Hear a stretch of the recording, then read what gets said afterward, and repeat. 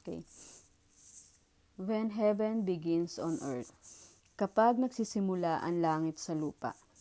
Madalas nating isipin ang langit bilang isang lugar na mararating lamang pagkatapos ng kamatayan. Ngunit itinuro ni Jesus na ipanalangin natin, dumating nawa ang iyong kaharian, mangyari nawa ang iyong kalooban, dito sa lupa tulad ng sa langit. Mateo 6, versikulo 10. Ipinapakita ng panalangin ito ang isang mahalagang katotohanan. Ang langit ay hindi lamang patutunguhan sa hinaharap. Ito ay maaring maranasan ngayon, kapag ang Diyos ang naghahari sa ating buhay. Ang langit ay ang lugar kung saan nananahan ng Diyos, ngunit ang kaharian ng Diyos ay ang kanyang pamamahala. Saan man kinikilala ang Diyos bilang hari, naroroon ang kanyang kaharian. Ibig sabihin, bago pa man tayo makarating sa langit, maaari nang pumasok ang langit sa ating puso. Kapag sinusuko natin ang ating sarili sa Diyos, sinusunod ang kanyang kalooban, at namumuhay ayon sa kanyang salita, nahahayag ang kanyang kaharian sa pamamagitan ng ating buhay. Ang maranasan ng langit dito sa lupa ay hindi nangangahulugang wala ng problema, sakit o pagsubok. Sa halip, ito ay pamumuhay na may presensya ng Diyos kahit sa gitna ng kaguluhan ng mundo.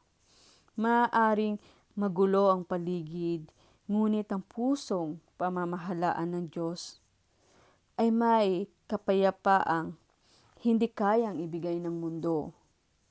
Tulad ng sinasabi sa awit 16, versikulo 11, ang tunay na kagalakan ay nagmumula sa presensya ng Diyos, hindi sa perpektong kalagayan ng buhay.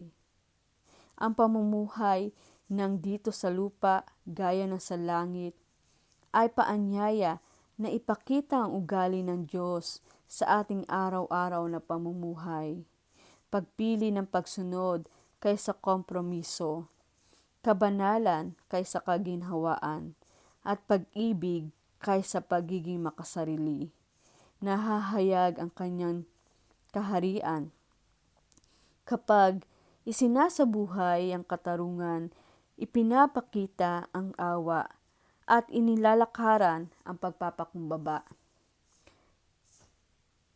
Ipinangaral ni Jesus ang kaharian ng Diyos dahil binabago nito ang tao ngayon.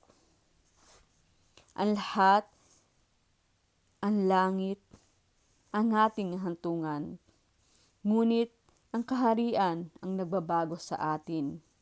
Sa kasalukuyan, sa pamamagitan ng pagsisisi, bagong kapanganakan, at pananampalataya kay Kristo, tinatawag tayong mamuhay bilang mga mamamayan ng langit, kahit tayo'y nasa lupa pa. Gayunpaman, ang buhay sa kaharian ay nangangailangan ng pagtitiyaga. Ang mga pagsubok ay umuhubog sa ating pananampalataya at nagtuturo sa atin na magtiwala sa Diyos kahit mahirap ang landas. Hindi lamang tayo tinatawag na maghintay ng langit, kundi mamuhay sa kaharian ng Diyos. Sa bawat pagsuko, bawat pagsunog, at bawat hakbang ng pananampalataya, mas nahahayag ang paghahari ng Diyos sa ating buhay.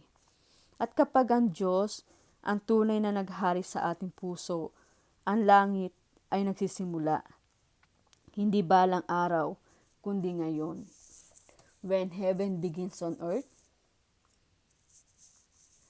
Matthew 6 verse 10, your kingdom come, your will be done on earth as it is in heaven. Amen.